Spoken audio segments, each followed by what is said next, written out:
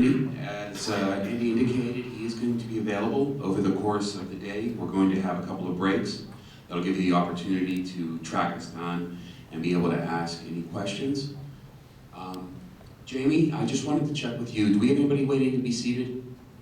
Or everybody's in? Okay, we had a couple people who showed up a little bit late. All right, everyone, the next presentation is going to be from Darlene Susa-Anderson.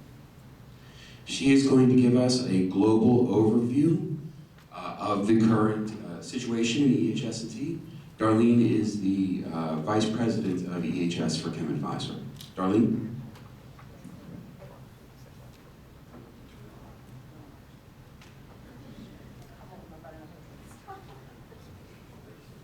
Okay, is that better? Okay, great.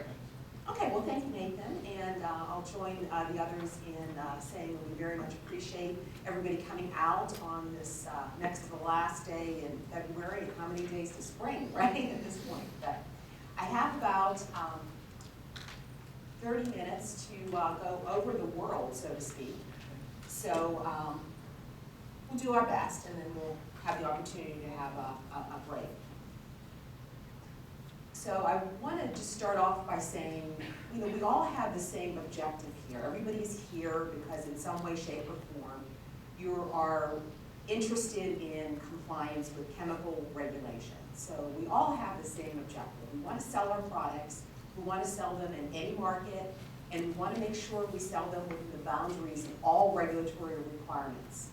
And we also need to make a profit by doing so. I mean, we all know that sometimes the compliance costs are very steep.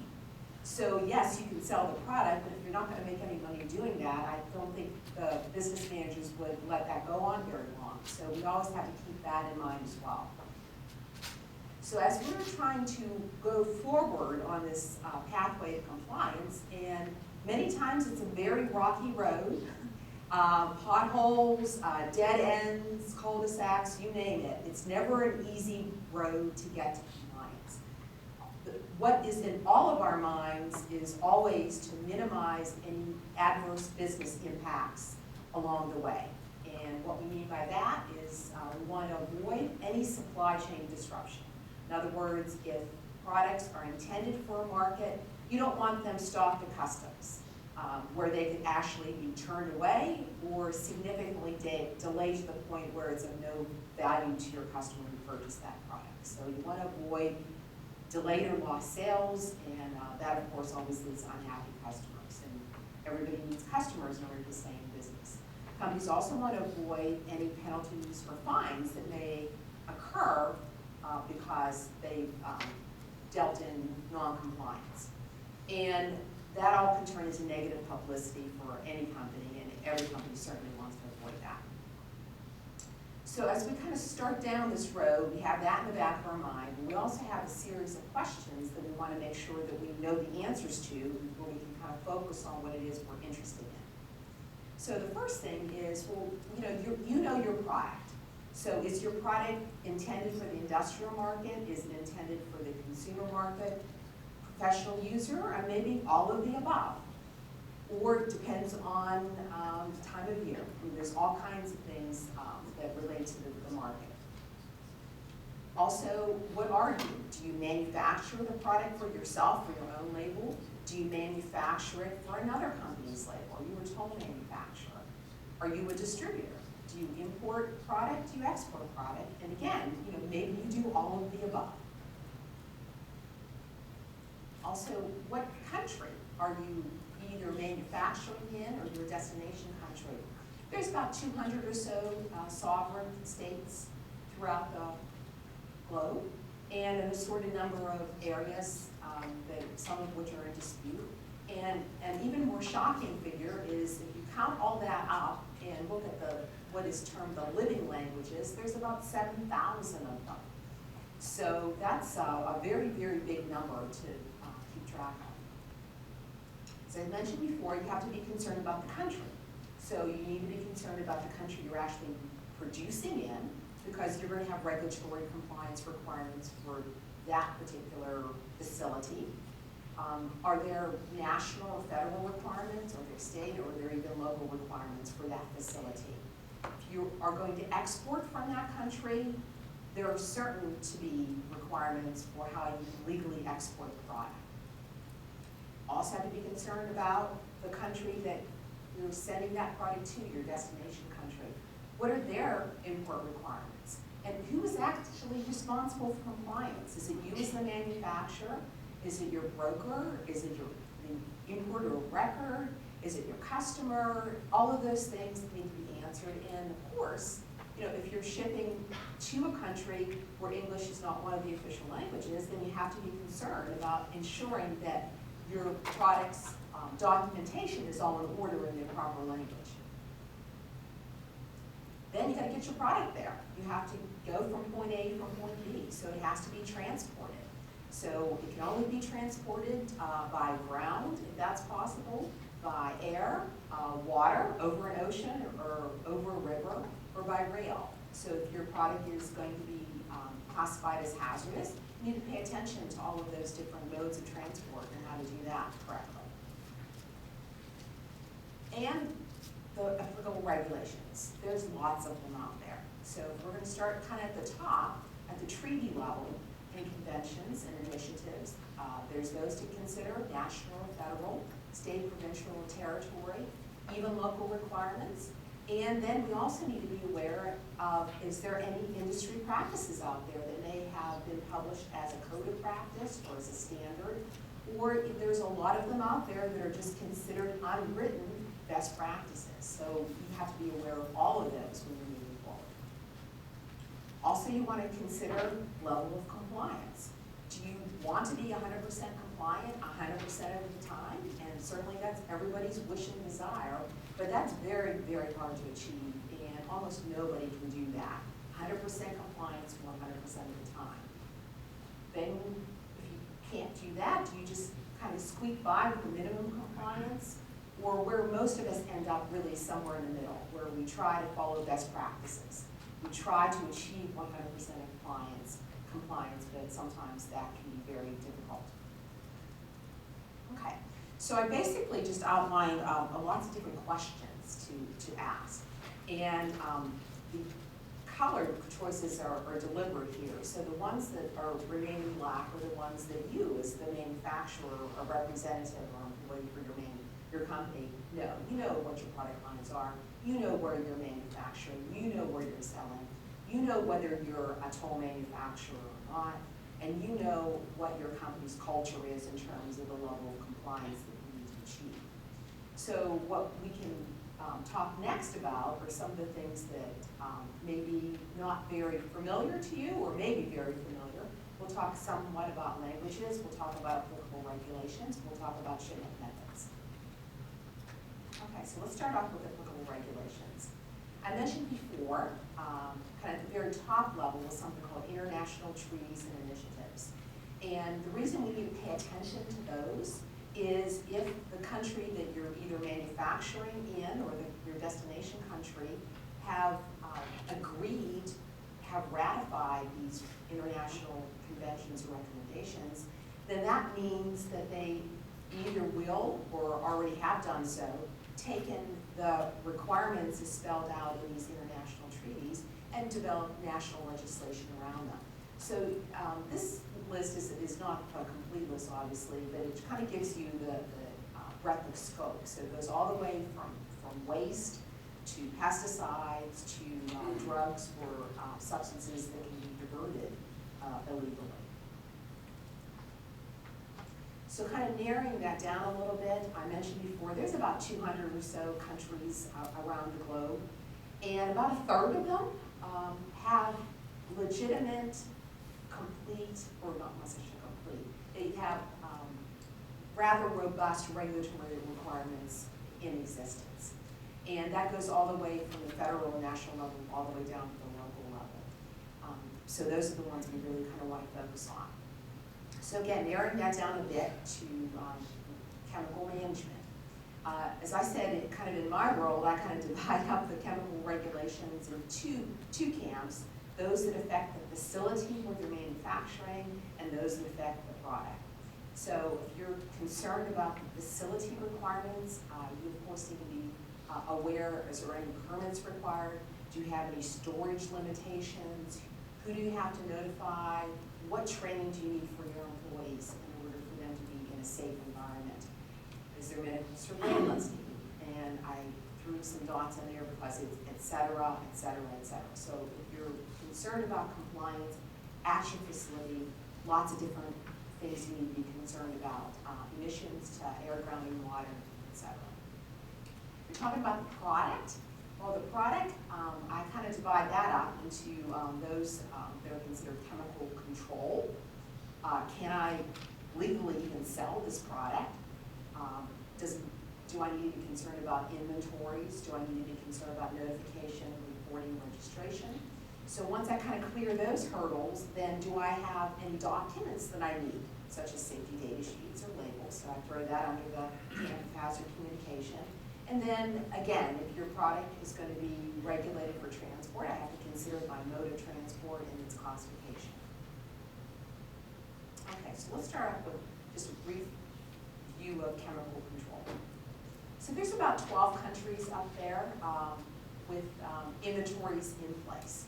So the United States was the very first country in the 70s, mid-70s, to actually develop and publish through the Toxic Substances Control Act, TSCA, an inventory system.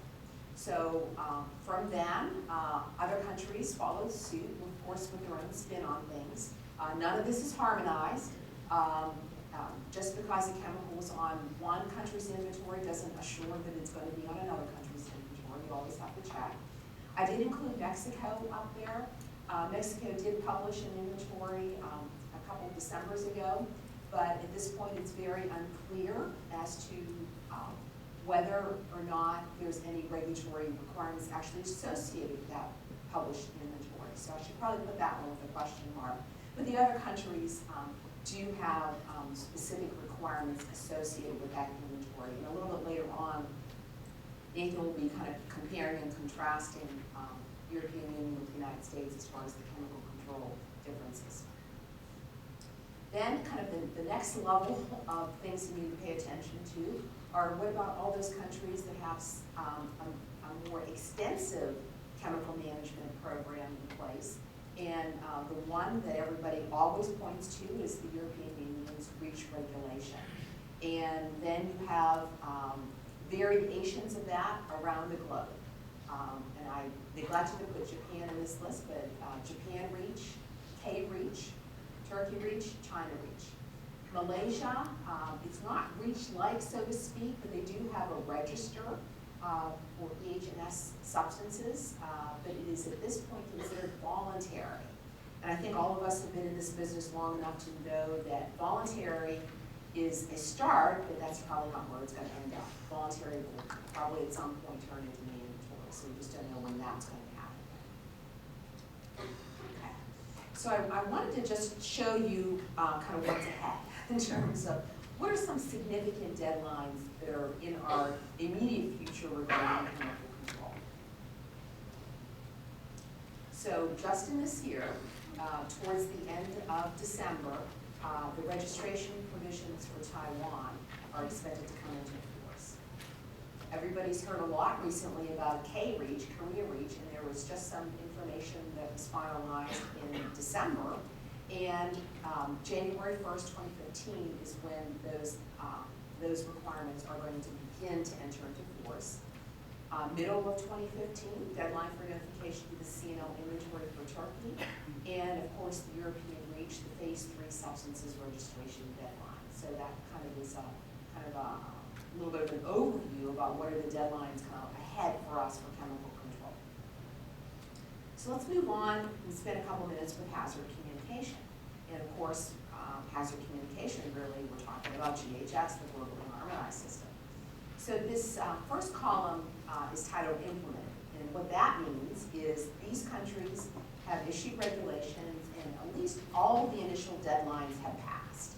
Now, there's certainly ongoing revisions and with deadlines that keep moving, but at least all of the initial deadlines have passed.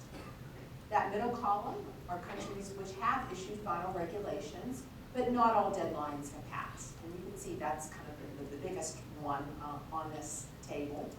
And then the third column, I included the voluntary compliance through Mexico. So in the summer of 2011, Mexico did issue a voluntary standard, use of which would comply with the legal requirements. So just wanted to share with you here some deadlines that are kind of in our future for all of those countries that are in that middle column. So we'll start off with 2014.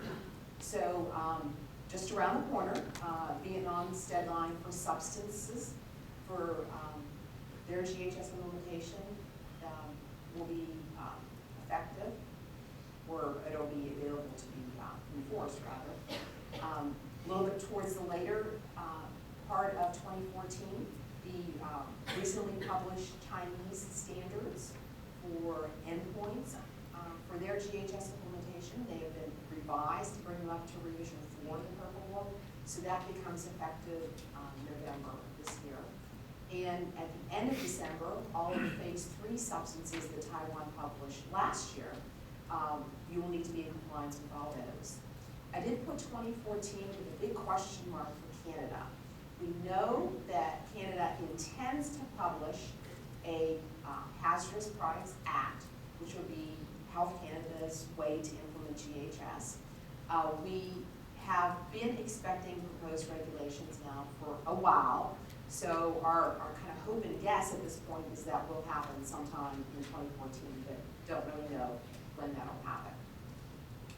2015 is the next calendar year, and you can probably see pretty clearly that the biggest date there with the most deadlines associated with it is June 1st, 2015, and I probably didn't even have to show you that slide. I think all of us have that date embedded in our brain at this point, and that's not all that far away. If you think about it, we're at the end of February 2014, so we're talking about another 15 months, a little over 400 and some days, calendar days, to that June 1st deadline takes effect. But before the middle of June 2015, we have some other earlier deadlines. So in the very beginning of January 2015, the 5th ATP, which was published last October, Article 1.2 will take effect. It's up for certain products.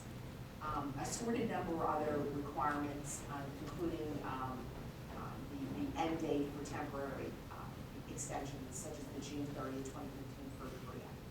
But again, that biggest one in the middle, Brazil, CLP, European Union, Singapore, Turkey, United States, and Uruguay. So those are the biggest sets of countries you need to pay attention to. And we go on. So, just because we get past 2015 doesn't mean it ends. So in 2016, some additional deadlines for Taiwan, for Vietnam, for Turkey, for Australia, provinces and territories, and also Japan as well. And again, it doesn't end. It goes on into 2017. So some additional provinces and territories within Australia, Thailand, Turkey, and Uruguay. So you can kind of see on those slides, there's staggered deadlines depending on when the country entered into their compliance requirements and how they approached it. And one more for 2018. The middle of 2018, where Turkey will end its temporary extension for substances and mixtures already labeled and placed on the market as of June 1st, 2015. And in case we think, well, then we're done in 2018, we're not really done. I included this set of countries because these are the countries that we know are going to have compliance requirements. We just haven't seen final regulations yet. And I should have put Malaysia with a question mark. We have seen final regulations for Malaysia. They were published last fall. However, what they failed to do, and I believe still yet at this point, is to give us any deadlines to work with. And even more importantly, some of the text of that Malaysian set of requirements for GHS implementation refers to a document that hasn't been published yet. And that document is the core piece of compliance. So we know there is a requirement. We just can't begin to work on it yet because some of those key things really aren't available yet. Now the other countries, again, you know, there's been proposals, nothing really has been final enough for us to actually work on. Okay, and in case you think, well, that's all the countries I need to be concerned with, well, not really, because UNITAR, the United Nations Institute for Training and Applied Research, is involved with GHS events continually. And I just showed on these next couple slides the events that occurred in just 2013. I didn't go back any further than that. So this all happened in the last 14 months, 12 to 14 months. So programs in Haiti, Colombia, Guinea, Swaziland, Madagascar, Togo, Zambia, Jamaica, Barbados, and Chile. So these countries may not be in the regulatory vocabulary yet for you. Maybe you don't even do business in any of these countries, but in the event that you do, know that the march of GHS does continue around the world. And as we said before, you know, once you can identify whether or not you can legally sell your product in the country and you get all your documents in order, then you actually need to get it there. So what are the regulations that are primarily associated with transportation? I think everybody probably is aware of at this point that there was something in place called the UN Model Regulations, which publish every 2 years. In 2013, the 18th revised edition published, and so do the math, 18 times 2 is 36, so that means 36 years ago is when the first edition of the UN Model Regulations went into place, and that was really kind of which launched implementation for the transportation industry. So again, that's a model regulation, and how is that filtered through the legal requirements? Well, it depends on your mode.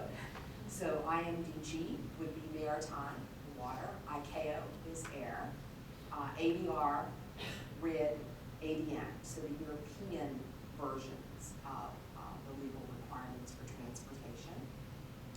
And I wanted to show you this graphic that kind of illustrates how the versions of the Purple Book in association with the UN model regulations kind of manifest itself.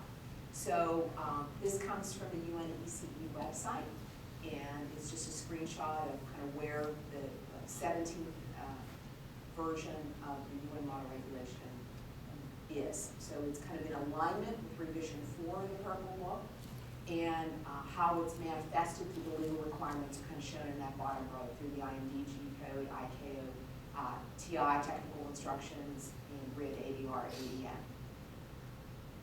And so just kind of a quick review here. So IMDG, the last version published in 2012, it got amended in 2013. We're already into the entering into force, meaning it is enforceable. The ICAO technical instructions, the 2013-14 edition published in 2012, it became effective or applicable in January of 2013, but it's been amended 5 times since.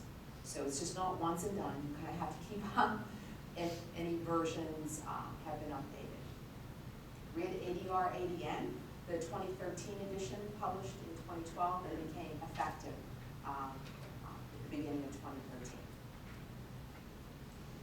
You may be thinking, when I showed you the graphic for revision 4 of the Purple Book, is that we're on revision 5. Yes, I know that. Revision 5 published in June of 2013.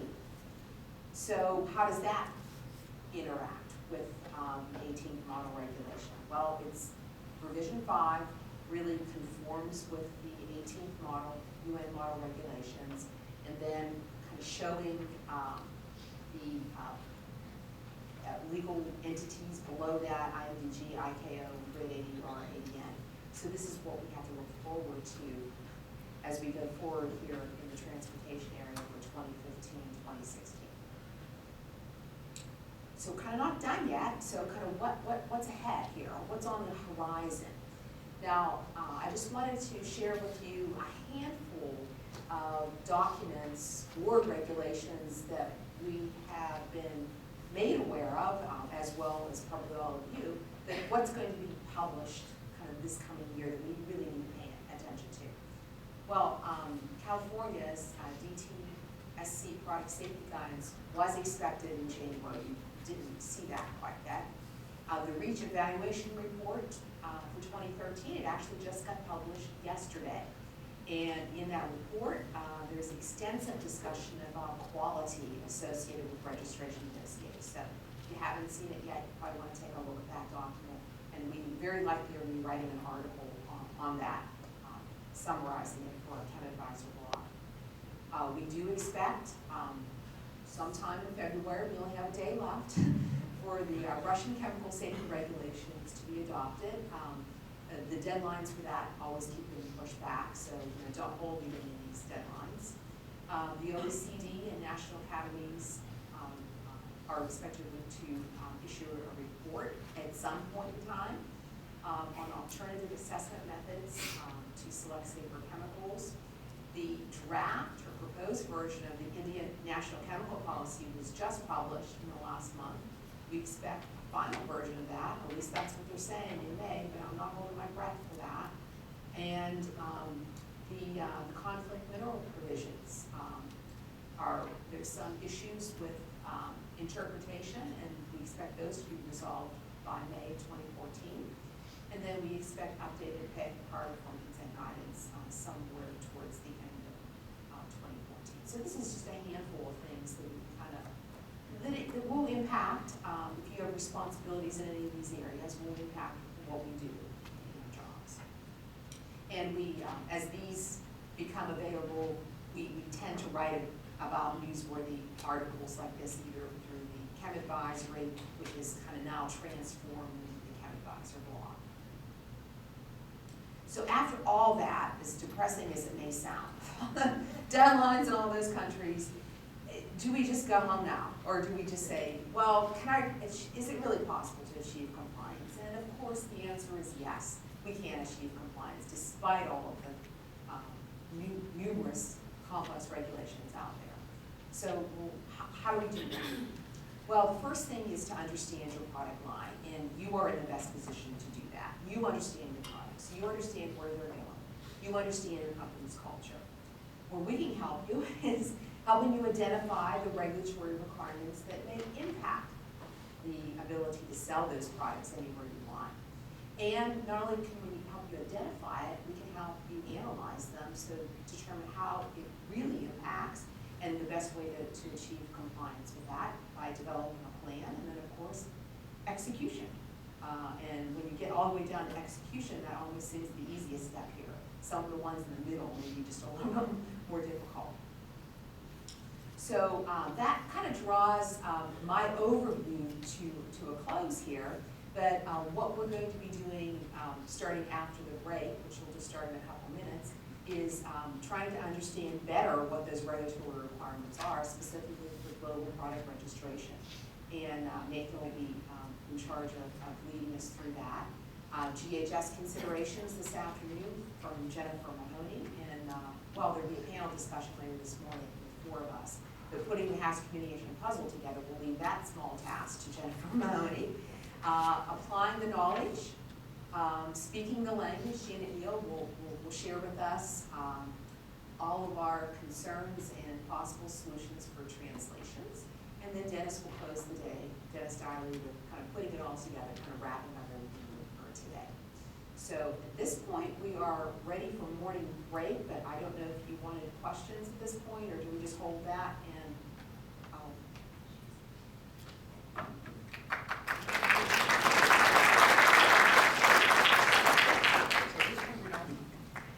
At this point, we're now going to have our morning break. I do want to point out that throughout the audience, we have a number of ChemADVISOR employees.